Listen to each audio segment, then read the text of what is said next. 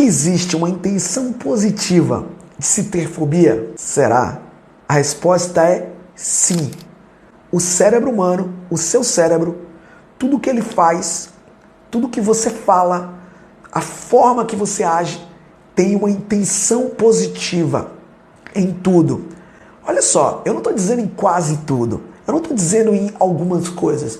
Eu estou afirmando que tudo que você faz, tudo que você fala, a forma que você age, existe nessas ações, nessas palavras, nesses gestos, uma intenção positiva. E talvez, se você estiver assistindo isso ou ouvindo isso pela primeira vez, você possa se chocar. Você possa falar assim, cara, como que alguém que fala mal pra caramba do próximo tem uma intenção positiva? Ou alguém que pega uma arma e assalta alguém tem uma intenção positiva. Esse Isaac deve estar doido, esse Isaac deve estar maluco. Eu vou explicar rapidamente isso para você.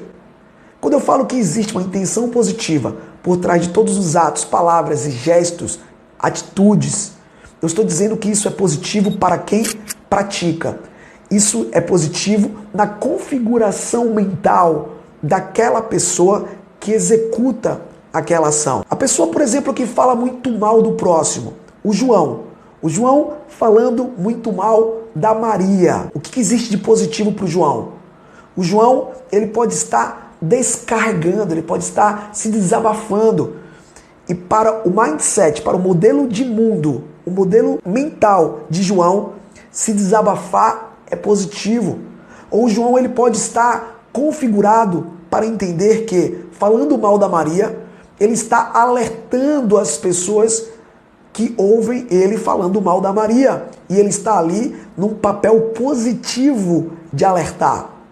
É um pouco doido esse conceito, mas começa a fazer um pouco de sentido na sua mente. Tá, Isaac, e um exemplo do ladrão, do Pedro, estou aqui usando nomes fictícios, que pega uma arma e assalta uma senhora, ou assalta um homem de bem, ou uma mulher. O que existe de positivo nisso?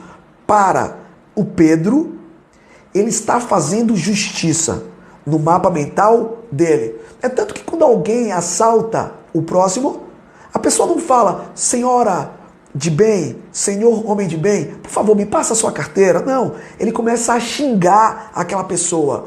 Perdeu, vai, começa a xingar, ele começa a colocar muito ódio para construir, para afirmar que o que ele está fazendo é positivo. Quando ele xinga aquela pessoa de vagabundo, de marginal, ele faz justiça. Ele é o Robin Hood.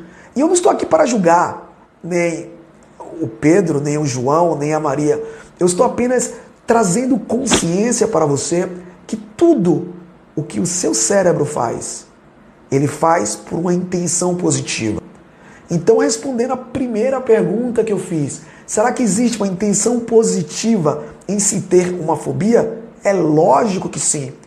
Quando você tem fobia, por exemplo, de falar em público, o seu cérebro tem uma intenção muito positiva nisso. Ele configura imagens, sons e sinestesia dentro de você para que você nem pense em falar em público, para que você se sinta muito mal. Porque nessa configuração você consegue, o seu cérebro consegue te manter longe daquela ação. E o seu cérebro, você acredita que falar em público é muito ruim, é muito desconfortável, é muito perigoso, é muito nocivo. Faz mais ou menos sentido? A pessoa que tem fobia de cobra, quando ela pensa na cobra, quando ela pensa nesse elemento fóbico, automaticamente o cérebro constrói imagens, sons ou sinestesia para que essa pessoa crie um pânico, um medo exacerbado. Para quê?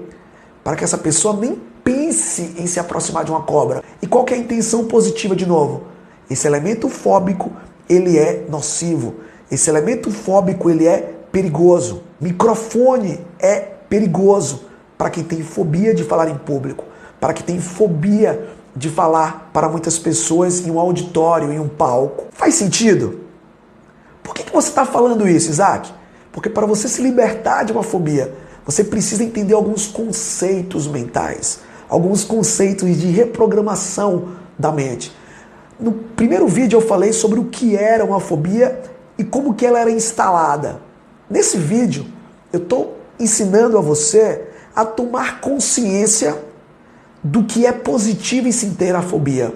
Agora, você já sabe como a fobia foi, ou mais ou menos ela é instalada?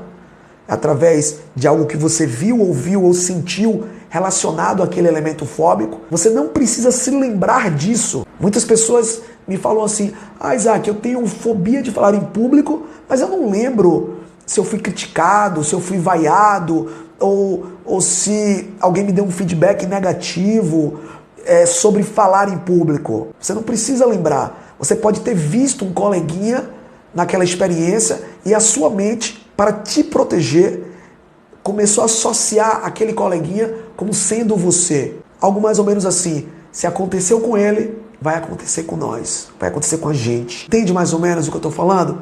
Então, isso você já entendeu na aula anterior. Nessa aula, eu estou ensinando para você que existe um lado positivo, existe uma intenção positiva de você ter essa fobia. Agora, para pensar.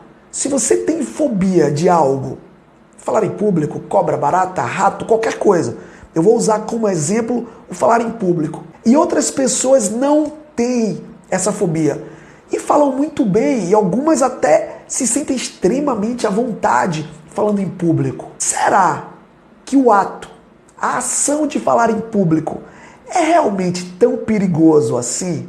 Será que é tão nocivo, é tão danoso assim? Esse é o primeiro passo para você que quer se libertar de uma fobia. Eu preciso que você saia um pouco da caixa. Eu preciso que você olhe para você como se você fosse duas pessoas. Como se o seu cérebro fosse uma e você fosse uma outra pessoa olhando para o seu cérebro. É um pouco doido o que eu estou falando, mas tenta fazer isso. E começa a olhar para você. Imagina você saindo de você e você olhando para você como se fosse como se você estivesse em uma televisão, por exemplo. Você estivesse passando um filme. E olha aí para essa pessoa que é você. Não dessa forma, você olhando pelos seus olhos, de forma associada, mas de forma desassociada. E faz essa seguinte pergunta: será que é tão perigoso assim esse elemento fóbico? Se for falar em público, será que é tão perigoso assim falar em público? Se for uma barata, será que é tão perigosa assim uma barata? Porque se fosse tão perigoso assim, todas as pessoas teriam um medo exacerbado de falar em público. Todas as pessoas teriam um medo exacerbado da barata. E nós sabemos que isso não é dessa forma. Nós sabemos que poucas pessoas têm a fobia e a maioria não tem. Tanto no exemplo do falar em público, como da barata. É muito importante você começar a pensar de forma desassociada. No próximo vídeo, na próxima aula, eu vou ensinar ferramentas que eu ensino no meu curso, para você poder se libertar de uma fobia. Mas antes, eu vou colocar um outro vídeo de uma aluna minha que eu consegui ajudá-la a se libertar de uma fobia de rato. As pessoas que já fizeram meu curso sabem, elas sabem que não só elas conseguem se libertar de diversas fobias, mas elas aprendem todo o passo a passo neural para reprogramar a sua própria mente e ajudar familiares, amigos e clientes a se libertarem desses medos. Será que isso é importante? Será que isso vale a pena? Será que estudar reprogramação mental é algo valioso? Eu espero você no nosso próximo vídeo.